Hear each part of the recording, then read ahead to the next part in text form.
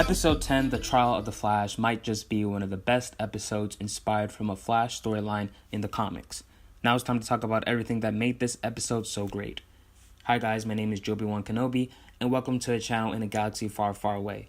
If you're finding me for the first time, I do Marvel, DC, and Star Wars videos.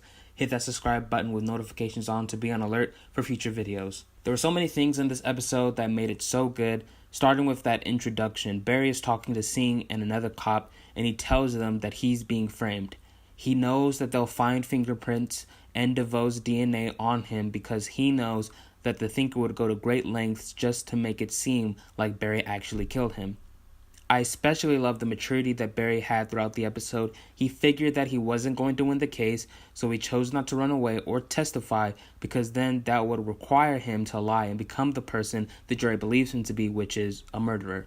The prosecutor was really good as well. His name was Anton Slater, played by Mark Valley. I had a feeling that DeVoe paid Slater, but that wasn't confirmed in the episode, and I don't expect that to play out in a future episode. Really, if he was paid, Team Flash could have revealed that to the courts, and that would have gotten Barry out of going to prison. But I hope that it won't be as simple as that. I hope that the key to defeating DeVoe won't be as simple as finding out that someone is connected to him and then revealing that to the courts, which will get Barry out of prison.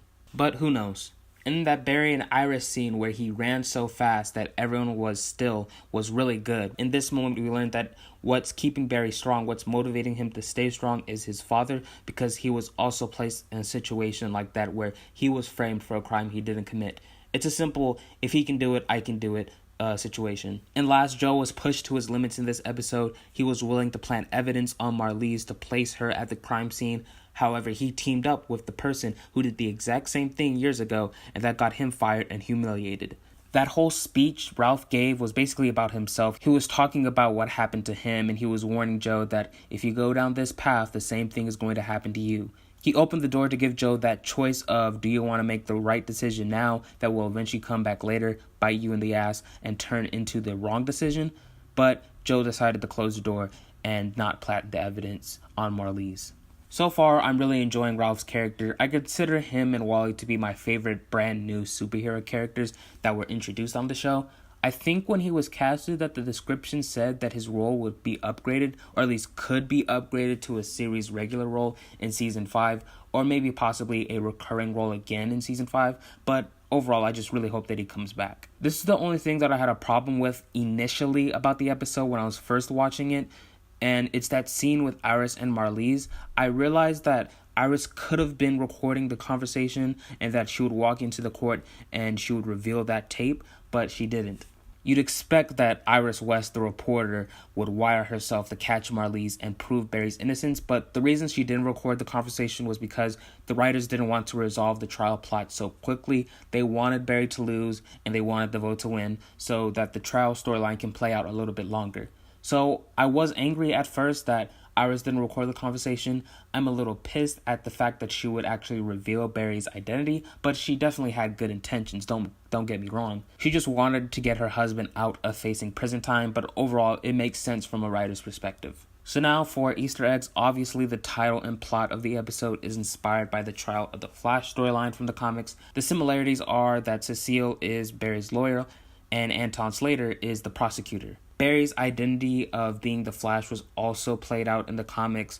Iris almost revealed it in this episode, but it wasn't Iris who revealed it in the comics, it was actually Cecile. But Barry got face surgery to look like somebody else, so that would prevent his secret identity from being compromised. In the comics, Barry got his face really messed up by Big Sur.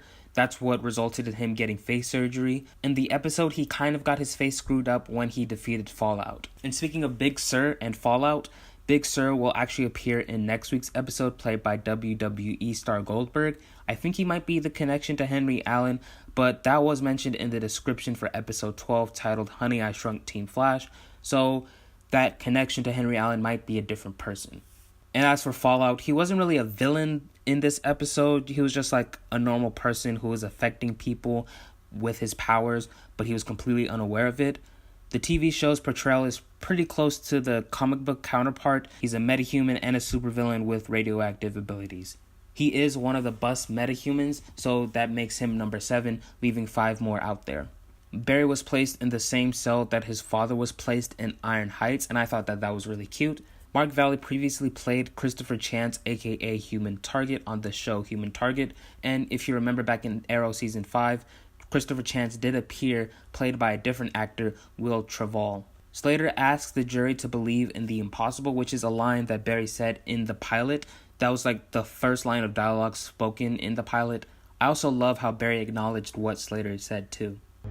Your Honor, ladies and gentlemen of the jury, for you to understand what it is I'm about to tell you today, you need to do something.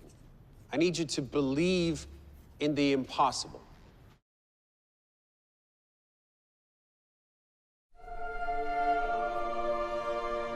To understand what I'm about to tell you, you need to do something first.